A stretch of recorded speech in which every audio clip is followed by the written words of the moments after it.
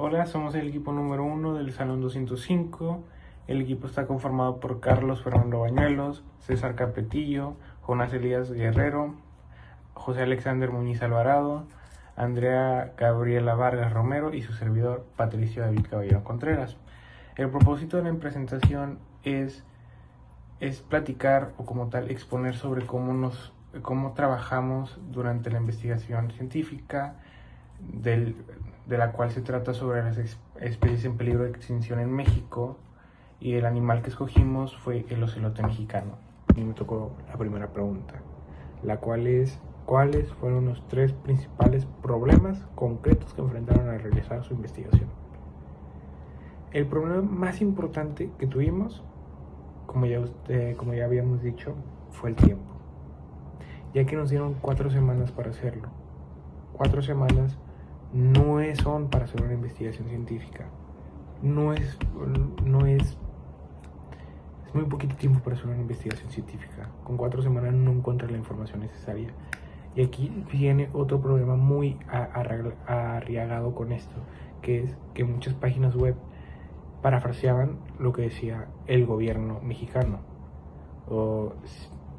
Y como no tuvimos tiempo para buscar más páginas web las cuales explicaran mucho sobre el ocelote mexicano, entonces no pudimos tener la información adecuada, o mejor dicho, más información de la que nosotros hubiéramos querido tener. Otro problema fue el que muchos compañeros míos no sabían hacer una investigación científica. O sea, sí sabíamos, pero no tal de este modo el cual el profe nos asignó, excepto uno, que fue Alexander. Él sí sabía, pero los demás no sabían, entonces nos confundíamos. Por último, ya que el ocelote es un animal nocturno, no se tiene mucha información sobre este mismo, porque es muy difícil verlo de noche, ya que es un animal muy ágil para esconderse del ojo público. Y vuelvo al problema de las páginas. Las páginas web decían cómo les tomaban fotos, o sea, cómo le tomaban fotos al ocelote mexicano y cuáles eran sus horas de comida, que algunas preguntas les beneficiaba, pero otras no, que en mi caso o muchas otras, como mis compañeros, no las beneficiaban. ¿Cuál fue el mayor reto que enfrentamos y cómo fue que lo resolvimos? Ok, yo diría, a mi consideración personal, que el mayor reto fue en cierta parte de la organización. ¿Por qué? Esto debido a que muchas veces batallamos en que todos los miembros del equipo, digamos que estuviéramos en el mismo canal. Muchas veces por propios proyectos externos que eran de otras materias, ya sea como matemáticas, ya sea como química, biología, que eran proyectos de que maquetas o de ese estilo, se mermaran mucho y se confundieran, haciendo que cada uno, o bueno, no confundirse, pero que cada uno, por mera cuenta propia, se distrajera entre esos proyectos con sus distintivos equipos, y en este caso con la investigación, que fuera más difícil o más complicado el hecho de proseguir y avanzar con la misma facilidad que se haría sin una, ¿cómo dicen? Si estuviera de que la persona con la libertad de poder enfocarse nada más en esa tarea. Ese fue eso, y más aparte que muchas de las veces había gente pues muy tardada. Entonces, debido a esta tardanza, había veces que se les tenía que pedir los párrafos en la medida de lo posible mucho más antes de lo que se entregarían. Por ejemplo, si se entregaban en un domingo, se los pedimos un sábado o un viernes, para que así no confiarse en que lo van a hacer a la mera hora, y así tener en cuenta que ellos fácilmente nos entregan antes y poder entregarlo en la medida de lo posible entre los días permitidos, para así no tener el error.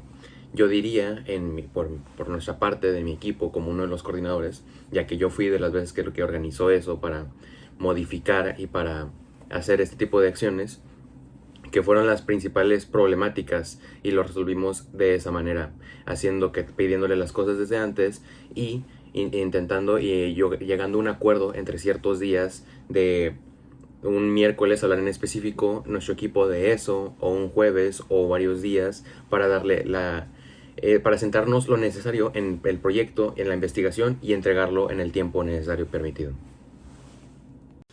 soy Andrea y pues mi pregunta es ¿en qué medida la investigación los ayudó a ampliar su comprensión acerca del tema explorado?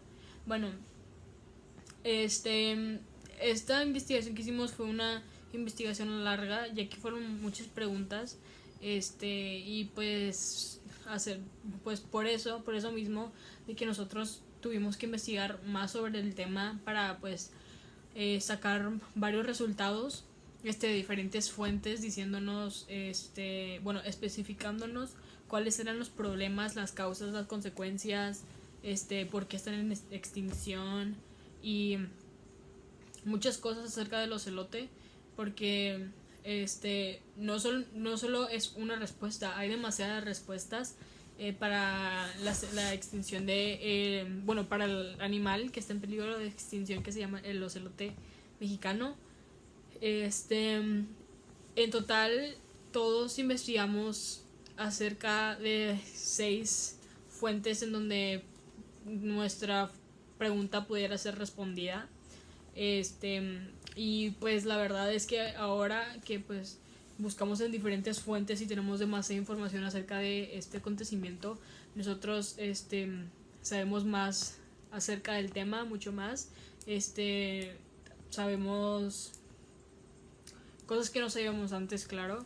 Que el animal llamado el ocelote pues tiene diferentes causas de su extinción y pues también muchas otras cosas más que llevan a este animal para estar en la lista de animales en extinción aquí en Nuevo León.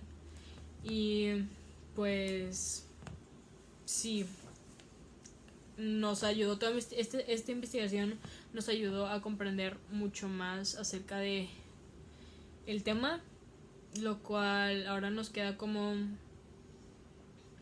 una enseñanza para tratar de buscar más información y más respuestas para nuestras preguntas.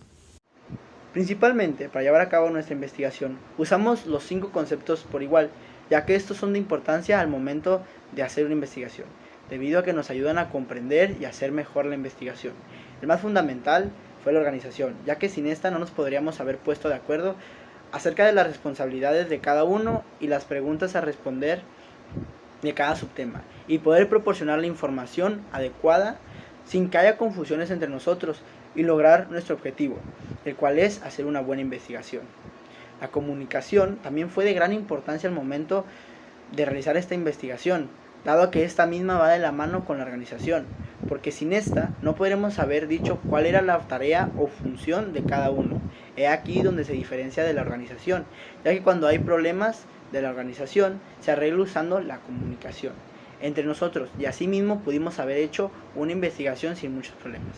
El lenguaje, a su vez, lo hemos utilizado para escribir y hacer la investigación, ya que en una investigación se emplean ciertas funciones del lenguaje, como por ejemplo la referencial, ya que esta función se usa para informar, comunicar o explicar conceptos, asimismo usando un tipo de lenguaje comprensible para todo tipo de público, como el coloquial, ya que este tipo de lenguaje es simple, se logra entender y comprender con facilidad.